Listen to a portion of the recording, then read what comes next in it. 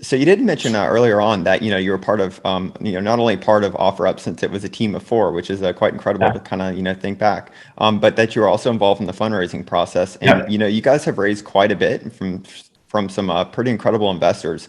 So I'd love to learn a little bit more about what that journey has been like. Yeah. So it depends on the year or the phase for OfferUp. So early on, so when I joined, we had raised I think $3 million at a $10 million pre-money valuation from Jackson Square Ventures, and that was just predicated on 500 users a month in Seattle. A guy named Josh Brainlinger, a great early marketplace investor, took a flyer on OfferUp. We used that capital to start to execute on that growth strategy in a few different cities that I referenced a little bit earlier on. And that's when things really started to take off.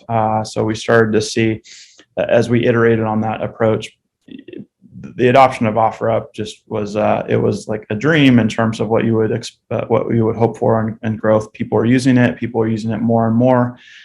We could present the cohorted smile curves at like week 12. Usage started to accelerate as the city started to take off, and we were getting deeper and deeper into each market, and then every successive launch would get better. So that was the core of the story. No monetization at that point, but that was the core of the growth story that we raised our Series B from Andreessen Horowitz on. And that was easy. It was great. It was easy because the metrics looked so good. We had our choice of who we wanted to invest. And the Nick, our CEO, his dream was to have a guy named Jeff Jordan be our first investor. And Jeff was a PayPal, eBay exec, amazing guy. We've been lucky to have him. He's been with us through thick and thin. Really, in my opinion, the best marketplace investor that there is. He's on the boards of Pinterest, Airbnb, Instacart. And so Jeff's been along with us for the ride for many years. After that, business kept accelerating. We still didn't have a revenue because at that point it was like take advantage of this ability to get people buying and selling locally in the face of Craigslist, and that hadn't been done before. So we kept doing that, and then we raised the next round from the Tiger Globals, T. Rowe Price, the Cotus of the world, all the crossovers. That was in 2015. That was also really easy. We didn't even have to leave our office. They came to us. That's what happens when your numbers are growing like crazy and you're the hot that everybody's whispering about you in the valley. After that, it got harder because we started to have competition out there, and we hadn't at that point proven out a revenue model. So at that point, we had Let Go was launched by Naspers, and they started spending hundreds of millions of dollars in TV. Facebook Marketplace launched. Growth was pretty slow there for the first couple of years, but just that as a threat made things harder. So at that point, we were able to continue to raise. I actually missed a round in between. We had Warburg Pincus was there as well, just after the Tiger and T. Rowe round. But after that was when it became harder. So we didn't have a revenue model. We didn't have, and growth had kind of slowed down a little bit. So and that's the toughest time. Like that's the depressing time. It's like, is the company going to go under? I mean, it wasn't going to go under, but it doesn't, that doesn't feel good. So we really had to bear down and really start to experiment with different revenue models. We failed a bunch. We tried to invent a way for people to buy and sell locally and transact on your phone through an escrow system.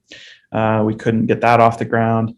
We tried some early basic classified approaches that started to work, but that was really hard. So the fundraising got hard in those years, and then we started to get some traction on the advertising side, which allowed us to monetize and start to self-fund a little bit. And then after the course of many conversations, we ended up doing an acquisition of Let Go, which was our big standalone competitor outside of Facebook at that point in time.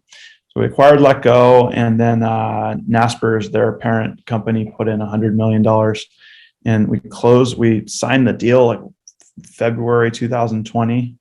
right before COVID hit. And then we thought the deal was going to die. Our business, nobody used OfferUp for a month. And then after that, things accelerated at rates of growth that we'd never seen before, like 50% overnight. We closed the deal. We continue to invest in the business and just hold on for dear life. So fast forward to today, our advertising business has started to really develop into a business that we can scale for many years and scale at significant size. The users continue to grow, and we have a strong team. So it's been an exciting ride, but like lots of ups and downs. And the fundraising is always tough because you have all these people that are at the home base who know you're out fundraising, and they see that you're gone.